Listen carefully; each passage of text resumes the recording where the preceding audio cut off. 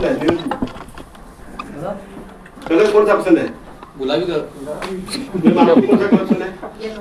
Yellow. आपको? White. तीनों colour अलग है कि पसंद? ठीक है। अब आपको मैम व्हाइट क्यों नहीं पसंद है? हम कहें नहीं व्हाइट ही लो, आप नहीं व्हाइट ही लो आप लो, तो वो नहीं होना चाहिए। ठीक है। जब मीटिंग में जाते हैं, मीटिंग के अंदर ना, तो उस पर आगे बात करते हैं। पहले मीटिंग की बात करते हैं। पहली मीटिंग में कभी भी सेल मत करो। हम क्या रहते हैं, लोडेड रहते हैं, जाते ले ले चेक देते हैं, कैश देते हैं, मुझे नहीं ये रहता है ना हमारे। तो पहली मीटिंग में मेरा तो मानना है कि पहली मीटिंग में कभी भी सेल मत करो। पहली मीटिंग में आपने क्या करना है, R&D करनी है। R&D relation.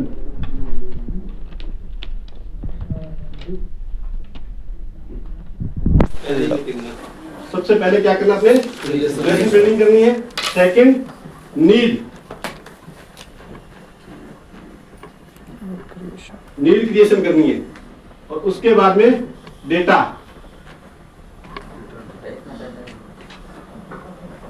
कलेक्शन करना है। सबसे पहले आपने पहली मीटिंग में क्या है, यही R&D करके आनी है। सर मैं ये हिसाब से डेटा सारा कुछ ले लिया है मैंने, ठीक है ना। और उसके बाद में सेकंड जब मीटिंग होगी तब आपको क्या करना है, फिर STP करना है आपको, सौदा सेकंड मीटिंग में दिखाना है। पहली मीटिंग में कोशिश नहीं करें। अगर हम पहली मीटिंग में बेच के आएंगे तो हम वो नहीं बेच के आएंगे, वो सामने वाले चिपका के आएंगे। बात करें तो पहले उसको पूरा नीड एनालिसिस करो, उसकी क्या चाहिए क्या नहीं चाहिए, क्या फैमिली की रिक्वायरमेंट है या नहीं है। अब मैं जैसे कई बार लोगों से मेरे से बोलते हैं मेरे तो ये प्लान लेना है, फिर आपको मेरी जरूरत ही नहीं है, क्योंकि मैं तो डॉक्टर हूँ ना, और आपको चाहिए केमिस्ट। और केमिस्ट के पास जाओगे तो वहां से हो सकता है आप कुछ लेके आओ, बहुत सारी दवाइयां पड़ी लेके आओ कुछ भी। बट अगर मेरे से तो मैं पहले सबसे पहले मुझे आपको सही समाधान देने के लिए पहले मुझे आपके बारे में जानना पड़ेगा, ठीक है ना। और कुछ आपसे सवाल करने पड़ेंगे, तभी तो मैं आपको सही सवाल यानी कि समाधान दे पाऊंगा ना। ठीक है मैम, आपका शुभ नाम क्या है? शिखा जी। अभी आप आगरा में कहाँ रहते हैं? जहाँ भी ये रहते हैं। अभी एक कोरियर बॉय है, उसने आपको कॉल किया कि मैम आपका कोरियर आया है दिल्ली से और ये कोरियर आपको डिलीवर करना है। आपके घर पे रास्ता कौन सा आता है? अब आप क्या बोलेंगी कि मेरे घर पे रास्ता कौन सा आता है, मतलब मेरे घर में नॉर्थ से भी आता है, साउथ से भी आता है, ईस्ट से और वेस्ट से, 4 रास्ते आते हैं मेरे घर की तरफ, ठीक है ना। आपकी एग्जैक्ट लोकेशन क्या है ये बोलोगे ना आप कहाँ खड़े हो, कहाँ से आओगे, आपका ऑफिस कहाँ है, तो आप ये बताओगे। तो कस्टमर को भी हमें यही चीज पता करनी कि आपको इंश्योरेंस की जरूरत है या नहीं है, ठीक है। आपकी नीड है या नहीं है, आपकी रेस्पॉन्सिबिलिटी है या नहीं है, तभी तो हम दे पाएंगे। कितना दे पाएंगे, अदरवाइज तो हम कुछ भी दे देंगे, फायदा क्या हुआ। एक प्रोफेशनल, बीइंग ए प्रोफेशनल, आने वाला टाइम जो है ही प्रोफेशनल लोगों का। अगर नहीं हो तो बन जाओ, बनना पड़ेगा, अपने आप को अपडेट करना पड़ेगा। अभी सर ने बोला होगा, तोमर जी ने, कि सभी को कोट पैंट पहन के आने होंगे। सारे लोग पहन के आ गए? कुछ ड्रेस कोड रखा हुआ सर आपने? रखा होगा, ड्रेस कोड कुछ रखा होगा। और मेरी खुद की टीम है, मेरी टीम मेरे कभी करता है, टॉप अभी करता है, तो मैं लेके भी आया साथ में ना, तो मैंने कहा। और मेरी टीम में सबकी ड्रेस कोड यही है, ठीक है। और बिना ड्रेस कोड एंट्री नहीं है। जब हम अपनी लाइफ के प्रति सीरियस नहीं है तो फिर हम जैसे हम किसी के पास जा रहे हैं, उसको बोलते हैं साहब आपकी लाइफ चेंज हो जाएगी, कल को आपकी एब्सेंस में कुछ मिसहैप हुआ तो आपकी फैमिली को दिक्कत नहीं आएगी, ठीक है। अब वो देखेगा पहले, आपको चारों तरफ से देखेगा, पहले घूर घूर के देखेगा, यार ये बंदा मेरी लाइफ चेंज करने की बात कर रहा है, पहले खुद की तो कर ले। कई बार लोगों में शौक होती है। शौक क्या होता है? हवा महल बना होता है, हमारे जयपुर के अंदर हवा महल है ना, हवा महल होता है, तो वो कहीं से अब फिर वो छुपाने की कोशिश करते हैं। जैसे पहले क्या हमारे शूज गंदे होते थे ना, तो हम क्या करते थे, पॉलिश करते थे पीछे, यही पीछे रगड़ लिया करते, तो ये पॉलिश हो जाती थी हमारी, ठीक है ना।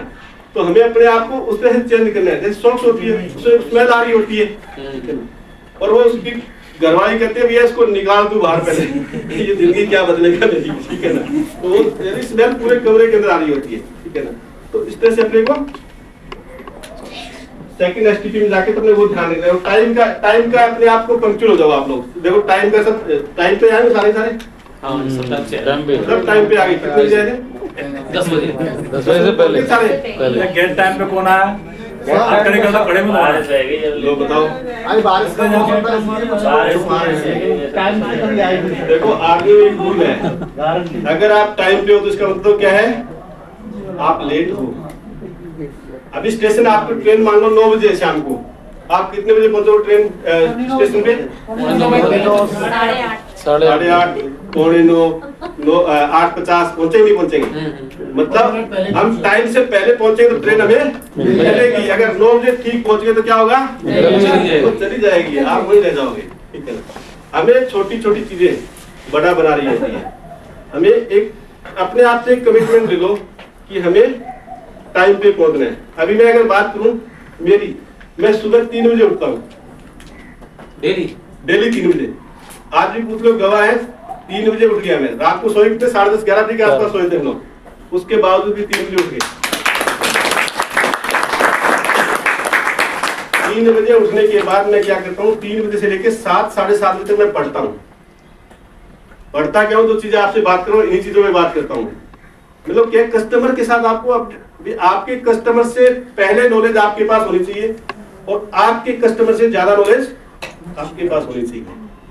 जब अपने आप को अपडेट करेंगे तो मैं टीम को जब लीड करता हूँ, टीम को भी तो सिखाऊंगा ना, तो इसके लिए पहले अपने ऊपर काम करना पड़ेगा। नहीं तो 3 बजे उठने की क्या जरूरत है? भगवान की दया से दाल रोटी बढ़िया चल रही है, सारा कुछ सेटल कर चुके हैं लगभग, उसके बावजूद 3 बजे क्यों उठते हैं? कोई मेरे को कहने के लिए थोड़ी आता है। और मैं 9 बजे सो जाता हूँ। अभी आपने 2-3 दिन पहले कॉल किया था 9 बजे के आसपास, 9:05 पे किया इन्होंने। मैं सो गया था, मैंने रिसीव ही नहीं किया कॉल और मैं सो गया 9 बजे। जब 9 बजे सोओगे तो आप 3 बजे उठ ही जाओगे। तो अपने आप को प्लीज, आप लोगों से हम्बल रिक्वेस्ट है कि हमेशा अपने ऊपर काम करो। देखो बर्तन जो होता है ना, उसको बाहर से कम माना जाता है, अंदर से ज्यादा माना जाता है। मानते नहीं मानते? ठीक है ना। और जब तक हम अंदर से अच्छे नहीं होंगे ना, तब तक हम बाहर से अच्छे हो ही नहीं सकते हैं। ठीक है ना। तो अपने ऊपर जितने जुर्म कर सकते हो वो करो। जुर्म मतलब जुर्म इन द सेंस मतलब क्या, अच्छे के लिए करना है आपको। ये नहीं है कि आप बोलोगे यार हमने तो सर ने बोल दिया जुर्म ही करने अपने आप पे, जुर्म नहीं करने, इस तरह के जुर्म नहीं करने। ठीक है ना। और मुश्किल कामों को पहले करने की आदत डाल लीजिए। और ये आपका मीटिंग का हो गया कंप्लीट ना, ये एसटीपी। अब उसके बाद एक और चीज में 6 this can affect your finance, उस पे मैं बात करूंगा। सेकंड टाइम अब जब मैं जाओ आप, कस्टमर जब के अपना पास प्लान गया, दिखा सकते हो आप। मुझे 20 मिनट सुन लीजिए। फैमिली आपकी है, ड्रीम आपके है, डिजायर आपके है, कमिटमेंट आपके है, गोल एम सब आपके ही है, लाइफ आपकी है, लाइफस्टाइल भी आपकी, सब कुछ आपका है, पैसा भी आपका है। पर मुझे आप क्या है, फिर भी 20 मिनट सुन लीजिए। ठीक है। अब सुनने के बाद क्या है, अब यहाँ पे 6 risk can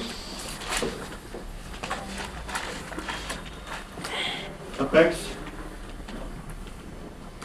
your finance। 6 risk है जो आपका जो फाइनेंस है उसको क्या कर सकते हैं, अफेक्ट कर सकते हैं। अब वो सबसे पहला क्या है,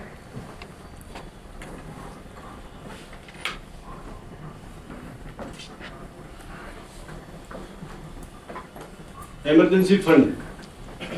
सबसे पहला क्या है, इमरजेंसी फंड, जिसके बारे में पहले बात कर चुका ना आपसे। इमरजेंसी फंड की कितना होना चाहिए,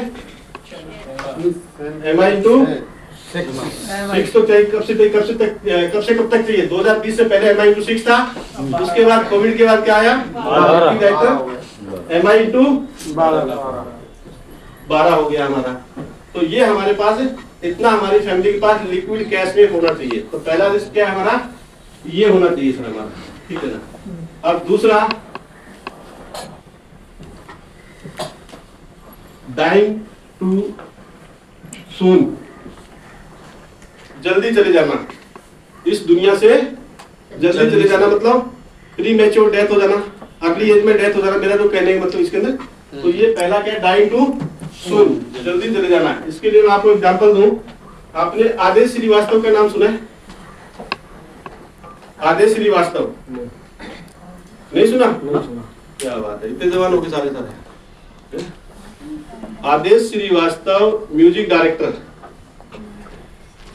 100 से 150 फिल्मों के अंदर उन्होंने संगीत दिया, ठीक है। 1990 में उनकी शादी हुई विजेता लक्ष्मी पंडित से। सुना है नाम विजेता लक्ष्मी पंडित का? फिल्मों में सुना होगा थोड़ा बहुत आपने। तो विजेता लक्ष्मी पंडित से शादी हुई, दोनों का लाइफ बहुत अच्छा चल रहा था और विजेता लक्ष्मी पंडित को उन्होंने कह दिया कि अब आप अपना परिवार संभालिए। दोनों हीरो हीरोइन थे, तो ये म्यूजिक डायरेक्टर था, वो हीरोइन थी। और विजेता लक्ष्मी पंडित की जो पहली फिल्म थी वो लव स्टोरी देखिए, लव स्टोरी फिल्म है, वो हिट हुई थी, सुपरहिट फिल्म थी। तो वो उनकी बनाई, उनके अंदर वो उनका रोल था। तो उन्होंने कहा जब आप अपना घर संभालिए और मैं काम करूँ, खूब पैसा कमाई रहा हूँ। जैसे सचिन तेंदुलकर की वाइफ कौन थी? अंजलि तेंदुलकर, ठीक है ना, डॉक्टर थी, बट उन्होंने अपना करियर क्या साइड में कर दिया, इसके लिए फैमिली के लिए और हस्बैंड के लिए किया ना, दांव पे लगा दिया था। ये सब कुछ बढ़िया भगवान की दया, सब कुछ सेटल्ड है। नवरत्नों में से एक बात के तो वो इंसान है हमारे यहाँ पे सुपरस्टार, एक तरह से क्रिकेट का बादशाह। तो मेरा कहने की विजेता लक्ष्मी पंडित क्या है, अपना करियर छोड़ चुकी थी, परिवार को संभाल रही थी और 2008 तक करियर बहुत ही बुलंदियों में था। और 2010 में पता लगता है कि आदेश श्रीवास्तव को ब्लड कैंसर हो गया 46 की एज में। 46 अपनी डेथ होगी ना 46। अब उसके बाद अगले 5 साल में वो सारा का सारा जो कमाया हुआ था वो खत्म हो गया। मर्सिडीज गाड़ी थी वो बेचनी पड़ी। विजेता लक्ष्मी पंडित ने कनाडा जाकर के उन्होंने इलाज करवाया अपने हस्बैंड का, क्योंकि 2 बच्चे अनिवेश और अतिवेश, ठीक है। तो आज उनका जो परिवार है वो उनके गाए गानों की रॉयल्टी से चल रहा है और बहुत सारी तंगी विजेता लक्ष्मी पंडित के परिवार ने झेली, आदेश श्रीवास्तव के परिवार ने झेली। और उनकी एक भी कोई भी मेडिक्लेम पॉलिसी नहीं थी, एक भी LIC पॉलिसी नहीं थी। उन लोग कहने का कि ये बड़े जो दिग्गज लोग होते हैं ये क्या है, ये समझते नहीं है। हर बड़े लोगों के दिमाग में गलत बात घुस गई है कि इंश्योरेंस, लाइफ इंश्योरेंस उनके लिए नहीं है, ठीक है ना। उन लोगों के दिमाग में गलत, पर कोई भी कितना भी बड़ा आदमी हो उसके दिमाग में गलत चीज है कि मुझे कुछ नहीं होगा, मेरे बिजनेस में कुछ नहीं होगा। अब टाइटैनिक शिप को लीजिए ना, जो इतना बड़ा जहाज, कभी नहीं डूबने वाला जहाज, वो डूब गया, ठीक है। हर बड़े आदमी, करोड़पति अरबपति आदमी क्या लगता है कि मुझे कुछ नहीं होगा, मेरा बिजनेस नहीं डूबेगा, ठीक है ना। तो वो अभी अगले उस स्टेप पे आपको चीजें दूंगा। तो एक आदेश श्रीवास्तव का बताया 5 सितंबर 2010 को वो 2015 में वो सदा के लिए दुनिया को छोड़ के चले गए, ठीक है। तो मतलब अब पीछे परिवार का क्या होगा, ठीक है। तो डाइंग टू सून में ये आया। इसके बाद आपने एक डॉक्टर हुए हैं, डॉक्टर नित्यानंद मांडके, नाम सुना आपने? इंडिया की ही नहीं एशिया की नंबर 1 कार्डियोलॉजिस्ट, ठीक है। उनका एक ड्रीम था कि बॉम्बे टू, आपने सुना था, Bombay to Bombay air ambulance की फैसिलिटी प्रोवाइड करना चाहते थे वो, ठीक है ना। भी किसी घर में कोई मान लो किसी को अटैक आता है, वहां से वो एयर एम्बुलेंस के माध्यम से उनको लाएंगे, अपने हॉस्पिटल में लाके सारा ट्रीटमेंट करेंगे। उनका एक ड्रीम था कि इतना बड़ा एक प्रोजेक्ट, एक हॉस्पिटल बनाया जाए। और एक बार बाला साहब ठाकरे को अटैक आता है और वो उनके पास बाईपास के लिए जाते हैं। तो उन्होंने बोला कि मैं आपकी बाईपास नहीं कर सकता, ठीक है ना। आप जैसे पॉलिटिशियन लोग, दिग्गज लोग क्या है, USA वगैरह बाहर जाके करवाते हैं। अगर आपको ऐसा लगता है तो मैं आपके साथ एज अटेंडेंट डॉक्टर जाके आपका ट्रीटमेंट करवा सकता हूँ। उन्होंने कहा नहीं, मुझे मेरे भारतीय डॉक्टर पूरा भरोसा है और मुझे यही ट्रीटमेंट करवाना है, आपसे ही करवाना है, ठीक है। तो उन्होंने जब ट्रीटमेंट किया, सक्सेसफुल रहा। और जब ट्रीटमेंट होने के बाद आपस में बॉन्डिंग अच्छी हुई डॉक्टर की और बाला साहब ठाकरे जी की, तो उन्होंने आपस में जब बात की, उन्होंने पूरा का पूरा ड्रीम प्रोजेक्ट उनके सामने रख दिया कि साहब ये मेरा ड्रीम प्रोजेक्ट है और मुझे यहाँ पे ये पूरा करना है। तो उन्होंने मुंबई के अंदर एक प्राइम लोकेशन के ऊपर बहुत ही शानदार प्लॉट दिया उनको। जैसे पॉलिटिशियन लोग जैसे BMC उनके हाथों में, उन्होंने अच्छा प्लॉट और कम दाम पे वो दे दिया। और जब वो हॉस्पिटल बना रहे थे, हॉस्पिटल बन रहा था, तो एक दिन क्या है, खुद को उनको ऐसे सिम्टम्स डॉक्टर को आए कि यार मुझे खुद को अटैक आएगा। और वो अपनी मर्सिडीज गाड़ी से वहाँ हॉस्पिटल में फोन किया कि इस प्रकार से ये चैलेंज है, मैं आ रहा हूँ, आप पूरी व्यवस्थाएं करें। उन्होंने पूरी व्यवस्था करके रखी और जैसे वो गेट के बाहर पहुंचते हैं तो वहीं पे उनको अटैक आता है, वहीं वो कोलैप्स हो जाता है। यानी कि क्या सपना था इतना बड़ा हॉस्पिटल बनाने का, है ना। तो उसके बाद वो खत्म हो जाता है। और वो बाद में जो हॉस्पिटल है आज जो मुंबई के अंदर हिंदुजा हॉस्पिटल, नाम सुना है? हिंदुजा हॉस्पिटल जो ड्रीम प्रोजेक्ट किसका है? डॉक्टर नित्यानंद मांडके का था। और वो बाद में उनके मरने के बाद वो जगह बिक गई और इस शर्त पर बिकी कि यही हॉस्पिटल ही बनेगा। आज वो स्वर्गीय स्वर्गीय धीरूभाई अंबानी कोकिला में जो हॉस्पिटल है वो उनका डॉक्टर नित्यानंद मांडके का था। अब अलका मांडके को उस अगर पूरे प्रोजेक्ट का इंश्योरेंस होता 100 करोड़ का 200 करोड़ का होता तो आज हॉस्पिटल किसका होता?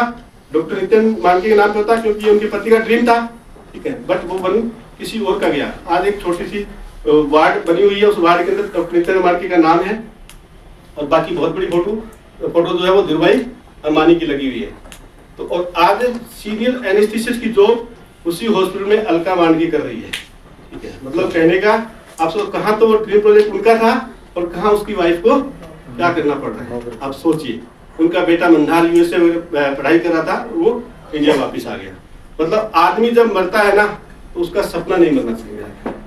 आदमी चला गया कोई दिक्कत नहीं है, बट उसका जो ड्रीम है, आपकी फैमिली की जो लाइफस्टाइल है वो नीचे नहीं आनी चाहिए। तो ये आपको मैंने 2 एग्जांपल दिए डाइंग टू सून के अंदर। और भी बहुत सारे कॉफी कैफे डे है, किसी ज्वेलर्स के ओनर का है, तो ये आपका dying too soon. Number 3 living too long. जल्दी मरना भी घातक है, दुखदाई ना, जल्दी मरना भी, और जीना भी दुखदाई है। ठीक है ना, क्योंकि मेडिकल साइंस इतनी एडवांस टेक्नोलॉजी आ गई है, ये आपको मरने भी नहीं देगी। ठीक है, इसका मैं एग्जांपल दूंगा आपको लाइफ एक्सपेक्टेंसी टेबल की बात माध्यम से। इसके अंदर अगर हम बात करें, आपने A.K. हंगल का नाम सुना है? सुना है नाम? A.K. हंगल शोले पिक्चर जो है ना, उसमें एक डायलॉग आता है, गांव में इतना सन्नाटा क्यों भाई, आता है ना, उनकी मैं बात कर रहा हूँ। ठीक है, इनकी मैं अगर बात करूं 1999 में इनकी जो नेटवर्थ थी लगभग 70 करोड़ रुपए थी और बहुत अच्छी लाइफस्टाइल थी। अवतार किशन हंगल पद्म विभूषण से सम्मानित है ये इंसान, और लगभग 98 की एज में एक्सपायर हुए। जब एक्सपायर हुए थे तो पूरी फिल्म इंडस्ट्री ने, गवर्नमेंट ऑफ इंडिया ने उनको सहयोग दिया और 3000 रुपए की भीख पे ये व्यक्ति अंतिम दिनों में अपने गुजारा कर रहा था बॉम्बे के अंदर। अब आप सोचो, आप कितने बड़े खानदान में पैदा हुए हो, आपकी लाइफस्टाइल क्या है, कितनी वेल्थ है आपके पास, कोई मायने नहीं रखती। ये आपकी भविष्य की सुरक्षा की गारंटी नहीं है, आपके बुढ़ापे की गारंटी नहीं है ये। ठीक है, तो ये अवतार किशन हंगल की बात हुई। इसके बाद आपने भगवान दादा का नाम सुना है? भगवान दादा नहीं सुना? भगवान दादा भी जैसे अवतार किशन हंगल थे, इन्हीं की तरह बड़े फिल्म इंडस्ट्री, लगभग 300 फिल्मों में काम किया इन्होंने। मुंबई के जुहू बीच के पास 25 कमरों का बंगला था। कितने कमरों का? 25 कमरों का बंगला था। और जब ये शूटिंग के लिए जाते सेट पे तो पर डे नई कार से जाते थे, 7 कारें इनके पास थी, हर दिन नई कार लेके जाया करते थे। ठीक है ना, और बढ़िया लाइफस्टाइल थी सब कुछ। और एक मजे की बात हूँ, 1960 के बाद जितने भी एक्टर आए हैं, मिथुन, गोविंदा, अमिताभ बच्चन, ये 2 लोग आए हैं जो डांस गुरु, अगर बात करूं डांस अगर सीखा है तो किससे सीखा था? भगवान दादा से सीखा था। ठीक है, और लास्ट में जब इस लाइफस्टाइल पे होने के बाद ये आदमी क्या है, लास्ट अंतिम दिनों में दादर के अंदर, चोल के अंदर आ गया था। चोल होती है मुंबई के अंदर, और छोटे मेरे छोटे कमरे होते होंगे शायद, जो भी मुझे नहीं पता क्या है वो, बट वो उसके अंदर चोल में रहे हैं। ठीक है ना, तो अब सोचो इस लेवल पे क्या लाइफस्टाइल थी। ठीक है ना, एक गलत निर्णय आपकी तथा आपके परिवार की लाइफ को खराब कर सकता है। इसके लिए हमें ये पता होना चाहिए। इसके अलावा आपने कन्नू भाई गांधी का नाम सुना है?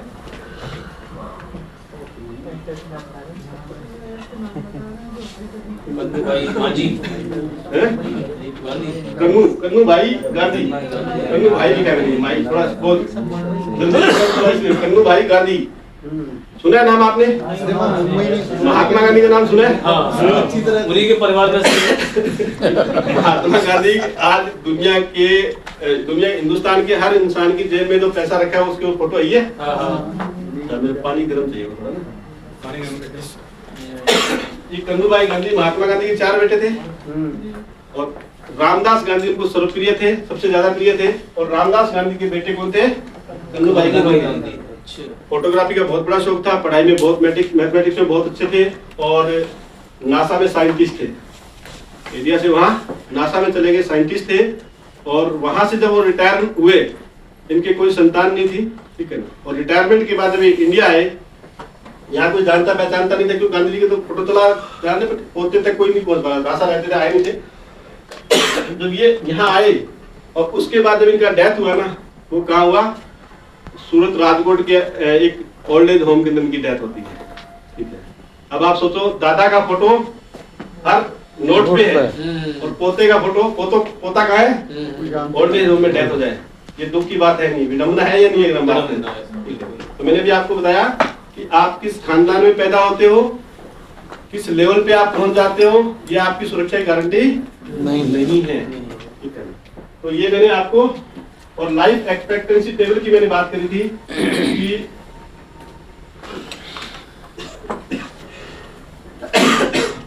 1970 में हिंदुस्तान में एक एवरेज एज जो थी ना इंसान की, वो क्या थी? 48.8 साल आदमी जिया करते थे पहले। 50 भी नहीं थी? नहीं थी, 1970 की बात कर रहा हूँ। ये आप गूगल पे सर्च कर लेना, ये मिल जाएगा। एवरेज एज की बात कर रहा हूँ। पहले तो मौजूद थे 150 साल पहले इलाज नहीं थे, सारे लोग भी थे। अभी आ जाएगा, आपको सारा आ जाएगा। इसके बाद 1980 में आया तो 55.1 ईयर्स लोग एवरेज, गूगल पे सर्च करें ना आपको मिल जाएगी सारी, ठीक है ना। और 1990 की अगर हम बात करें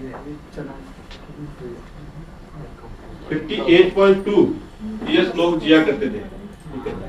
और 2000 की बात करें 62 साल का ये था 63.3 था, 63.3 है। जब वही देख लेना थोड़ा, एक आधा ऊपर नीचे हो सकता है, एक पड़े रहे हैं। और 2010 के अंदर क्या था? 66.5 ईयर्स लोग एवरेज लोग जिया करते थे हिंदुस्तान में। और अभी 2020 के डेटा आपने देखे होंगे 72 है,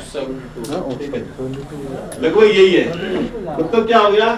अब आपको पहले की बजाय ज्यादा लंबा जीना पड़ेगा, नहीं जीना पड़ेगा। मेडिकल साइंस आपको दवाइयां दे दे के, लाइफ सेविंग ड्रग दे दे करके आपको जिंदा रखेगी, मरने नहीं देगी। कोई मरना चाहता है क्या? कोई नहीं चाहता है, चाहे वो कैसे भी रहे। एक बूढ़े 80 साल के बुजुर्ग या 90 साल के बोल दो जाना है क्या? तो नहीं जाना, जाना नहीं चाहता, ठीक है। तो ये आपको लाइफ एक्सपेक्टेंसी टेबल बोलते हैं इसको ना, तो ये आपके होना चाहिए। उसके बाद लिविंग टू लॉन्ग में हो गया आपका। यहाँ पे आप बिजी स्टाफ को ले सकते हो, मैंने पीसी जोनस के ऊपर बता दिया जो डाइट में। अब नंबर 4,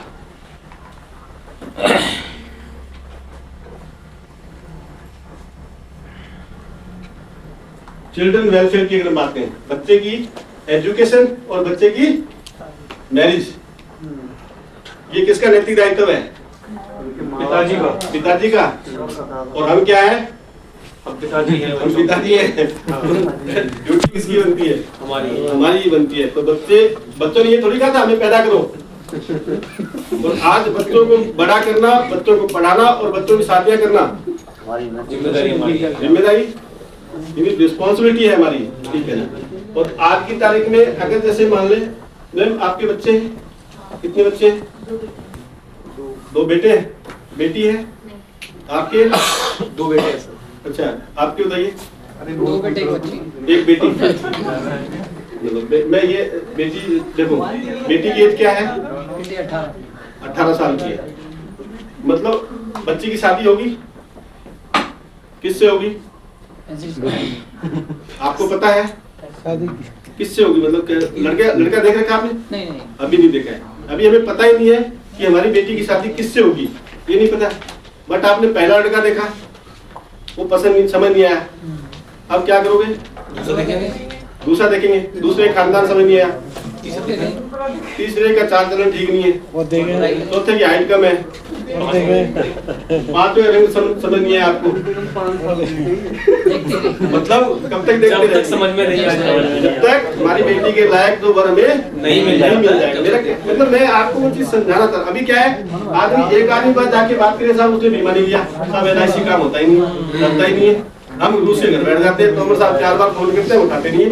ठीक है यार, ये तोमर साहब ही है, तो बोल अरे यार इसका फोन आ गया मेरे पास। ठीक है, होता है। तो हमें लगातार प्रयास करते रहते हैं। कई बार क्या होता है, पत्थर पर पानी गिरता है, न ताकत पत्थर में होती है न पानी में होती है। ताकत किसमें होती है? कंसिस्टेंसी में होती है। लगातार जो भाव है ना, कंसिस्टेंसी, उसमें ताकत होती है, वो पत्थर में भी छेद कर देती है। अभी साहब मैं बात करूं, बेटी की शादी करनी है अपने को, आपके आगरा में आपका जो सोशल जो आपका बैकग्राउंड है उसके हिसाब से अगर हम शादी करें तो लगभग कितना पैसा लग जाएगा? 10 से 15 लाख। 10 से 15 लाख में शादी हो जाएगी। चलो मान लीजिए आज की तारीख में 15, 20, 25 लाख में शादी में लग जाता है। ठीक है, मैं ये मान के चलूँ 15, 20, 25 लाख में आपकी बच्ची की शादी हो जाएगी। यही शादी आपको चंडीगढ़ जाके करनी पड़े, कितना पैसा लग जाएगा? कितना हो जाएगा? 50 लाख के आसपास। यही शादी आपको गेटवे ऑफ इंडिया मुंबई जाके होटल ताज में करनी पड़ेगी। 1 करोड़ चाहिए, करोड़ की बात है। 1 करोड़ चाहिए, 1 करोड़ का चाहिए कम से कम। मतलब मेरा कहने का, आपकी बेसिक क्या है? बेसिक की बात करो कि आपकी सबसे जरूरी चीज क्या है? सबसे बेसिक आपकी बच्चे की शादी के लिए 25 लाख चाहिए। 10, 12, 15 लाख जो भी मांग, ठीक है, सो आपका 10 लाख 15 लाख जो भी आपका, ठीक है। 10 लाख तो बेसिक है ना। अब कस्टमर को आप ये बोल सकते हो सर ये बेसिक है ना, ये तो मेरे को यहाँ पे LIC में दे दो, इसके बिना काम नहीं चल सकता, इसके बिना तो आपका काम चल ही नहीं सकता। बच्चे की शादी करना तो हमारा नैतिक दायित्व है ना, हमारी रेस्पॉन्सिबिलिटी करेंगे। तो सर ये बेसिक है 10, 15, 20 लाख, इसको तो सेव कर लीजिए आप, बिल्कुल LIC में हमें दे दीजिए। आप हो तब भी, आप नहीं हो तब भी करनी शादी तो बच्ची की है। और जीवन लक्ष्य हमारा प्लान सबसे बढ़िया है कि नहीं? सबसे बढ़िया, सबसे बेस्ट प्लान है। आप सबका एक नैतिक दायित्व बनता है कि आपको जीवन लक्ष्य प्लान हर इंसान जिसकी 40 साल के आसपास एज है हर फैमिली में देना ये देना चाहिए, दे ही देना चाहिए। ठीक है, जब हम एक फाइनेंशियल कंसल्टेंट है और मैं तो टर्म प्लान के बात की बात कर रहा हूँ कि आपका बेसिक जब यहाँ कवर हो जाएगा, उसके बाद आप चाहे म्यूचुअल फंड में डालें, चाहे SIP में डालें, चाहे गोल्ड में डालें, चाहे प्रॉपर्टी में डालें, कुछ भी डालें, वो आपकी क्या है? ड्रीम है। वो ड्रीम है आपके, ठीक है ना, कि मेरी बच्ची की शादी, एक तो ड्रीम होगा, एक चाहत होगी। ठीक है, तो ये ड्रीम तो आपका यहाँ पूरा हो जाएगा, जो चाहत है ना उसके लिए आप कहीं भी डाल दीजिएगा। तो आपको उसके हिसाब से कस्टमर को बताइए, तो आप म्यूचुअल में, SIP में, गोल्ड में कहीं डालो, बट ये आपका बेसिक है ना, ये सिक्योर कर लीजिए आप। तो ये चिल्ड्रन वेलफेयर के लिए हमें, बच्चों के लिए एक प्लानिंग करनी है हमें। और उसके बाद नंबर 5 में आता है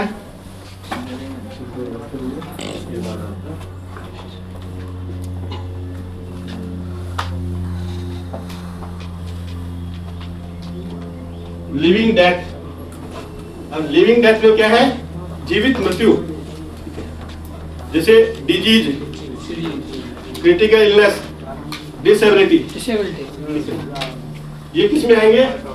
लिविंग डेथ। आपने कई बार सुना होगा ना, अभी बस खाई में गिरी, 7 मरे 70 घायल, होता है ना, मतलब मरते कम है, घायल ज्यादा होते हैं, मतलब डिसेबल ज्यादा होते हैं वो लोग। ठीक है, मेरा कहने का, या क्रिटिकल इलनेस आ गया, कोई बीमारी आ गई, गंभीर बीमारी उस के साथ में आ गई, तो इसके लिए क्या है? इसके लिए भी तैयार रखना चाहिए। बातें इंडिविजुअल नहीं, समझ नहीं आ रही क्या? नहीं आ रहा। अरे सर बढ़िया, मेरी बातें समझ नहीं आ रही? इन बातें प्लीज, अभी 2 घंटे में ज्यादा टाइम बचा भी नहीं होगा, टाइम कम है। नहीं सर, अच्छा है, इन चीजों पे बात आपसे कोई करेगा नहीं, तो मैं बातें कर रहा हूँ ना। किसी ने इस तरह से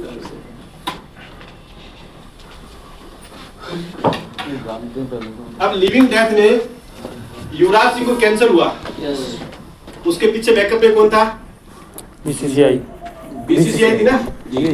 आपके बैकअप में कौन है? कोई नहीं। अभी ऋषभ पंत का कुछ टाइम पहले एक्सीडेंट हुआ था ना, बैकअप में कौन था? फिट हो गया, वो खेल रहा है, नाम कमा रहा है बहुत ज्यादा। मतलब सोनाली बेंद्रे को कैंसर हुआ, युवराज सिंह कैंसर हुआ, मतलब इलाज होता है, पर क्या लगता है? महात्मा गांधी वाले पैसा लगता है। ठीक है ना, तो मेरा कहने का living death, disease, disability, critical illness, कुछ भी होता है तो उसके बैकअप में होना चाहिए हमारे, ठीक है ना। और इसके लिए अपन उसको मेडिक्लेम या तो क्लास में कुछ देके अपन उसको हमारा एक नैतिक दायित्व बनता है ना, कस्टमर को सारे अपने फायदे समझ जाए, कुछ वैल्यूएट भी तो करेंगे वहां पे जाके। इसके बाद नंबर 6 पे आएगा आपका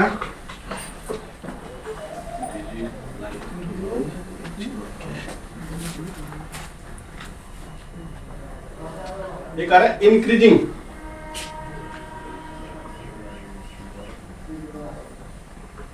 इन्फ्लेशन, महंगाई का बढ़ना और फॉलिंग